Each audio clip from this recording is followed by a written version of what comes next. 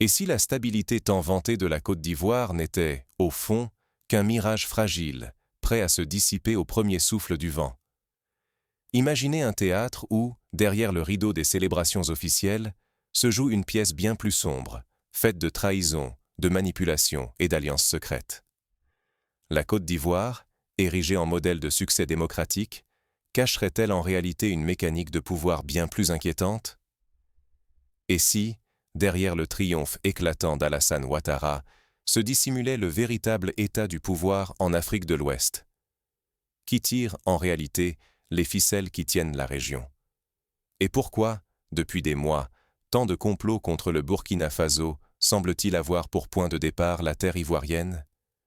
Quelles vérités inavouables se cachent derrière la victoire affichée d'Ouattara? Pour répondre à ces questions, il faut remonter à la source même du système qui permet à certains hommes, soutenus par des puissances étrangères, d'asseoir leur domination sur des peuples assoiffés de liberté. Mais il faut aussi s'arrêter, un instant, sur des événements récents qui révèlent, comme une blessure ouverte, la fragilité de cette fameuse stabilité. Il y a quelques mois à peine, Alassane Ouattara était réélu à la présidence de la Côte d'Ivoire. Un score vertigineux, près de 90% des suffrages, selon les chiffres officiels. Sur le papier, ce triomphe a tout d'une consécration. Mais dans les rues d'Abidjan, beaucoup murmurent « ce genre de victoire, c'est du jamais vu ». Ou plutôt, c'est du déjà vu dans les républiques où la démocratie n'est qu'une façade. Regardons l'histoire. Dans les années 50 et 60, les pays du bloc soviétique affichaient régulièrement des scores de plus de 95% pour leur chef suprême. L'Égypte de Moubarak, la Syrie d'Assad ou encore la Guinée d'Alpha Condé ont aussi connu des élections à la participation suspecte, où les opposants sont écartés, les médias muselés et l'État mobilisé pour fabriquer le consentement. La Côte d'Ivoire d'aujourd'hui, malgré ses promesses de modernité, semble avoir repris ce vieux scénario. Sous Ouattara, des voix dissidentes ont rapidement été mises à l'écart. Certains opposants, autrefois respectés, se sont retrouvés en exil forcé, d'autres emprisonnés, d'autres encore réduits au silence par la peur ou la censure. Les médias indépendants, qui tentèrent de dénoncer les irrégularités, ont été durement réprimés. Cette victoire, donc, n'a rien d'un plébiscite populaire. C'est le fruit d'une stratégie méthodique, orchestrée de longue date. Mais qui tire réellement les ficelles de ce jeu complexe? Pourquoi, alors que la Côte d'Ivoire célèbre sa stabilité, le pays semble être devenu le foyer de toutes les intrigues visant à déstabiliser le Burkina Faso voisin? Un scandale récent a mis le feu aux poudres. Un projet d'assassinat du président burkinabé Ibrahim Traoré, déjoué de justesse, dont les ramifications mènent directement à Abidjan. Selon plusieurs sources concordantes, l'opération aurait été organisée, financée et protégée depuis la Côte d'Ivoire. Ce n'est pas un fait isolé. La tentative d'assassinat ne fut possible que grâce à une alliance toxique et redoutablement efficace. Des traîtres burkinabés recrutés dans les plus hautes sphères de l'armée, des groupes armés et terroristes prêts à passer à l'action, et surtout, le soutien logistique, financier et politique du pouvoir ivoirien. Cette alliance, d'une rare efficacité, n'aurait jamais pu voir le jour sans la complicité tacite de certaines grandes puissances, à commencer par la France, dont l'ombre plane encore sur la région. Ce scénario rappelle de nombreux épisodes de l'histoire africaine. En 1961, Patrice Lumumba, Premier ministre du Congo, fut trahi par ses propres alliés, livré à ses ennemis dans une opération coordonnée avec l'appui de puissances étrangères. Plus récemment, en 2011, la Côte d'Ivoire elle-même fut le théâtre d'une intervention internationale qui scella la chute de Laurent Gbagbo, sous prétexte de restaurer la démocratie. À chaque fois, la main de l'étranger agit dans l'ombre, manipulant des élites locales prêtes à tous les compromis.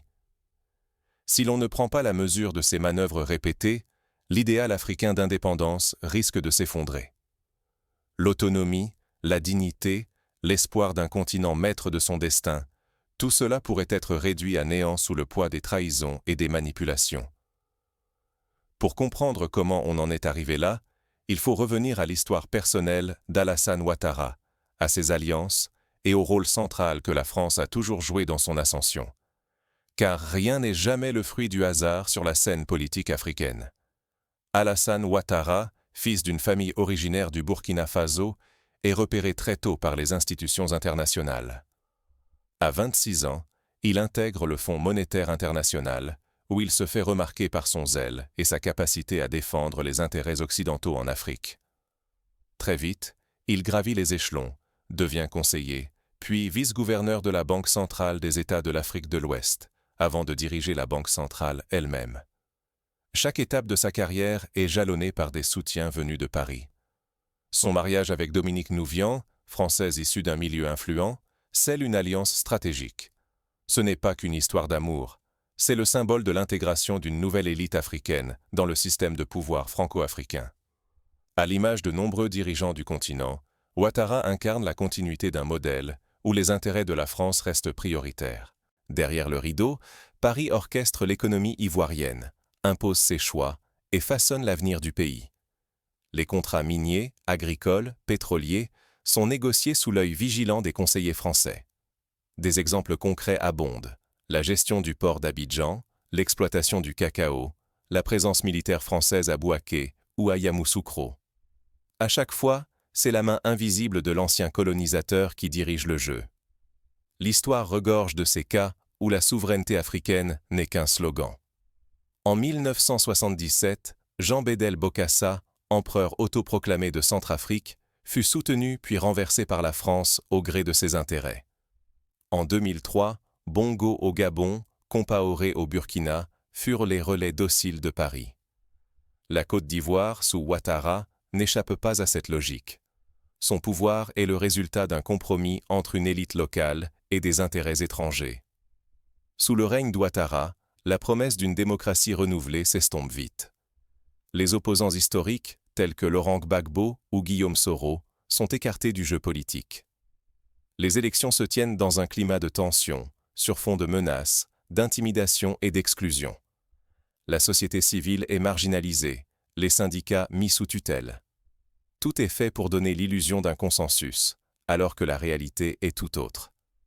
Ce modèle, imposé à Abidjan, commence à s'exporter au Burkina Faso. La mécanique de manipulation et d'influence s'installe progressivement, semant les germes de futures crises. Des tensions apparaissent, des rivalités s'exacerbent, des complots se multiplient. Le pays devient le terrain d'une lutte d'influence où se croisent les intérêts de Paris, d'Abidjan et de puissances émergentes. En avril 2025, tout faillit basculer. Un complot visant à assassiner le président Ibrahim Traoré est déjoué in extremis. Ce n'est pas un ennemi extérieur qui tire les ficelles, mais un officier du pays même, le colonel Barry. Admiré, respecté, il était considéré comme l'étoile montante de l'armée burkinabé. Pourtant, dans l'ombre, il préparait sa trahison. Le plan était d'une redoutable efficacité. Barry, fort de ses relations et de son accès aux renseignements militaires, recrute des complices dans toutes les strates de l'appareil d'État. Il promet des promotions, de l'argent et surtout, la protection de puissances étrangères en cas de réussite. Ce scénario rappelle tristement la trahison de Mobutu contre Lumumba, ou celle de Blaise Compaoré contre Thomas Sankara. À chaque fois, c'est la confiance brisée qui ouvre la voie au chaos. Mais Barry ne s'arrête pas là. Il noue des contacts avec des groupes terroristes actifs dans le nord du pays, leur promettant des armes, des cartes d'accès et l'assurance d'un soutien logistique. Les milices, attirées par l'appât du gain, acceptent de retourner leurs armes contre leur propre nation. C'est un jeu de dupes, où chaque acteur pense pouvoir tirer profit de la situation, sans se rendre compte qu'il ne fait que servir des intérêts qui le dépassent. Lorsque le complot échoue, Barry disparaît. Mais il ne se cache pas dans la brousse. Il traverse la frontière, trouve refuge en Côte d'Ivoire, où il est accueilli, protégé, presque célébré. Abidjan devient le sanctuaire des conjurés, un lieu où ils peuvent réorganiser leurs forces, planifier de nouvelles actions, sous la protection d'un État qui refuse d'extrader ses protégés. Ce n'est pas la première fois qu'un pays africain sert de refuge aux ennemis de ses voisins. En 1990, Charles Taylor, rebelle libérien, trouva asile au Burkina Faso avant de déclencher la guerre civile dans son pays. L'histoire bégaie. Mais pourquoi la Côte d'Ivoire? Parce que, dans l'ombre, la France orchestre la partition. Ouattara, héritier de la terre burkinabé, joue le rôle d'exécutant fidèle des intérêts français. Sous couvert d'aider à la stabilité régionale, il offre en réalité une base arrière à ceux qui veulent renverser Traoré. Abidjan devient le quartier général d'une contre-offensive financée, équipée et planifiée avec l'aide de réseaux internationaux. Le danger est grand. Si ce plan aboutit, les conséquences seraient catastrophiques. Effondrement de la solidarité régionale, montée de la méfiance entre voisins, multiplication des conflits aux frontières. Les alliances, forgées dans la douleur de l'histoire, se disloquent. L'Afrique de l'Ouest, déjà fragilisée par les crises économiques, la menace terroriste et la pauvreté, risque de sombrer dans une spirale de division et de violence. Ce scénario n'est hélas pas inédit. Dans les années 70, l'Angola fut le théâtre d'une guerre civile alimentée par les rivalités entre puissances étrangères, chaque camp finançant ses propres milices.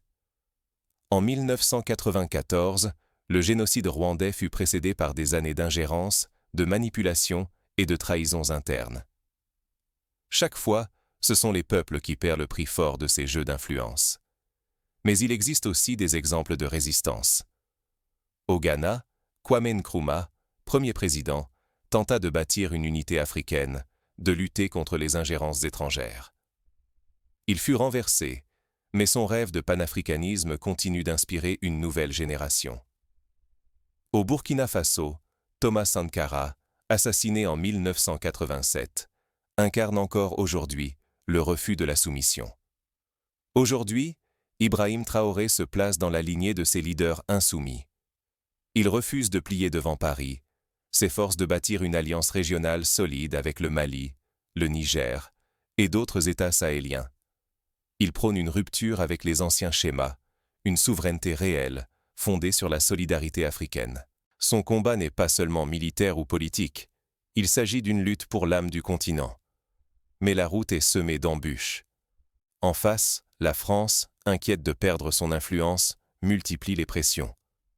Les médias occidentaux, parfois relayés par des journalistes africains, dépeignent Traoré comme un aventurier, un populiste, un danger pour la stabilité. Les chancelleries européennes poussent pour un retour à l'ordre ancien, à la réintégration de l'élite francophile dans les centres de décision. Dans le même temps, la trahison guette à l'intérieur. Au cœur même de l'Afrique, certains préfèrent pactiser avec l'ennemi, vendre les secrets de leur pays pour quelques billets ou une promesse de refuge à l'étranger.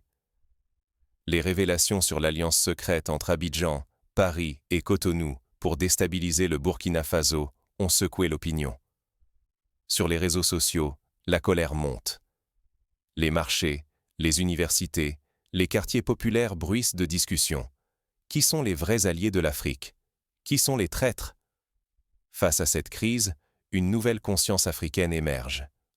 La jeunesse, instruite, connectée, refuse d'être le jouet des puissances étrangères. Elle se souvient de Lumumba, de Sankara, de Nkrumah, de Mandela. Elle sait que la liberté a un prix, que le combat pour la souveraineté n'est jamais gagné d'avance. Elle réclame transparence, justice, unité. Le dilemme est brutal. Soit l'Afrique continue de plier sous le joug des puissances extérieures et de leurs relais locaux, soit elle ose construire une unité nouvelle, fondée sur la volonté des peuples. Mais pour cela, il faut des actes, pas seulement des discours. Que faire concrètement pour sortir de ce piège? D'abord, il s'agit d'apprendre à reconnaître les manipulations. Si un dirigeant est présenté comme le seul sauveur, s'il rafle 90% des voix dans une élection contestée, il faut s'interroger. Qui profite réellement de ce résultat? Qui tire les ficelles dans l'ombre? L'histoire regorge de faux prophètes, imposés par l'étranger ou par une élite déconnectée. Ensuite, il faut exiger la transparence sur les alliances internationales. Aucun accord ne doit être signé dans le dos du peuple. La publication des conventions, la clarification des sources de financement des campagnes électorales, l'identification des soutiens étrangers sont des étapes essentielles. En Afrique du Sud, après la fin de l'apartheid, le gouvernement de Mandela a créé la commission Vérité et Réconciliation pour faire la lumière sur les crimes du passé. un exemple à suivre pour bâtir une nouvelle confiance. L'éducation politique est une arme redoutable. Il ne suffit pas de dénoncer les complots. Il faut comprendre les mécanismes de domination, apprendre l'histoire de son pays, transmettre la mémoire des luttes passées. Un peuple éduqué se protège mieux contre la manipulation. Au Sénégal, les mouvements citoyens comme Y en a marre ont prouvé la puissance de l'engagement populaire. Il est aussi crucial de soutenir les leaders intègres, ceux qui défendent la souveraineté, même au prix de leur sécurité personnelle. Dans les années 2000, Jerry Rawlings au Ghana ou Ellen Johnson Sirleaf au Libéria ont montré qu'il était possible de résister aux pressions et de bâtir un État plus juste. Mais cela demande du courage, de la vigilance et le soutien de toute la société civile. La coopération régionale est un autre levier. Aucune nation ne peut affronter seule les menaces intérieures et extérieures. Les exemples de l'Union africaine, de la CEDEAO ou du G5 Sahel montrent que, malgré les difficultés, l'unité reste la meilleure arme contre la division.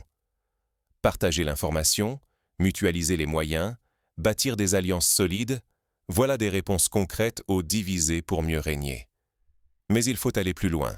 La diaspora africaine, forte de millions de membres à travers le monde, peut jouer un rôle décisif. Elle a la capacité d'influencer l'opinion internationale, de financer les initiatives citoyennes, d'exiger, depuis l'étranger, la fin de la corruption et des ingérences. Dans les années 80, la diaspora sud-africaine a été l'un des moteurs du boycott de l'apartheid. Les obstacles, bien sûr, sont nombreux. Certains, tapis dans les arcanes du pouvoir, préfèrent préserver le statu quo. Ils utilisent la peur, la désinformation, la répression.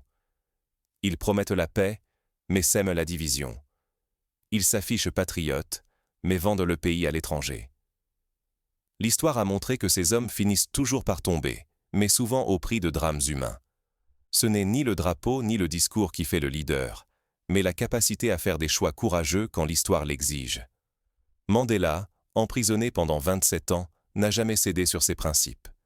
Sankara a refusé les privilèges, a prôné la simplicité et la justice. C'est cette exigence morale qui manque à nombre de dirigeants africains d'aujourd'hui.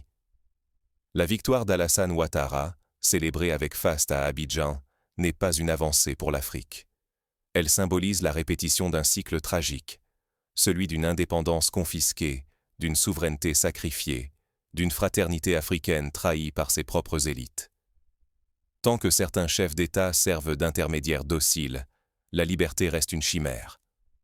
L'affaire Ouattara-Traoré n'est pas un simple épisode politique, ni une querelle de voisinage. Elle révèle la profondeur du mal, un pouvoir transmis par des pactes opaques, une division entretenue pour empêcher l'unité. Face à ce danger, chacun doit choisir son camp, accepter le jeu imposé ou oser se dresser pour une Afrique digne et souveraine. Le plus grand péril n'est plus seulement extérieur, il réside dans la capacité de certains à trahir l'intérieur, à vendre les secrets, à protéger les ennemis de la paix. Que faire? Refuser les slogans, ouvrir les yeux, nommer les complicités, briser le silence. L'avenir du continent repose sur la vigilance de tous. L'unité lucide, celle qui ne s'achète ni ne se proclame, est la seule issue. Une génération décidée à exiger des comptes et à défendre ses valeurs pourra rompre la chaîne de la domination. Seule une mobilisation collective, ample, informée, patiente, changera la donne. Dans les marchés d'Abidjan, de Ouagadougou, dans les universités de Bamako, de Lomé, la question revient sans cesse. Que voulons-nous pour l'Afrique? Une soumission docile ou une dignité retrouvée? C'est cette question, brûlante, qui doit guider chaque action, chaque choix, chaque combat. Car la victoire célébrée en grande pompe à Abidjan ne sera jamais celle de l'Afrique, si elle repose sur l'exclusion, la peur, la manipulation. Seule une victoire arrachée par un peuple uni, lucide, solidaire, portera les germes d'une véritable libération. L'histoire est en marche. À chacun de choisir s'il veut en être l'acteur ou rester simple spectateur. La Côte d'Ivoire, le Burkina Faso et toute l'Afrique sont à la croisée des chemins. L'heure des décisions cruciales approche.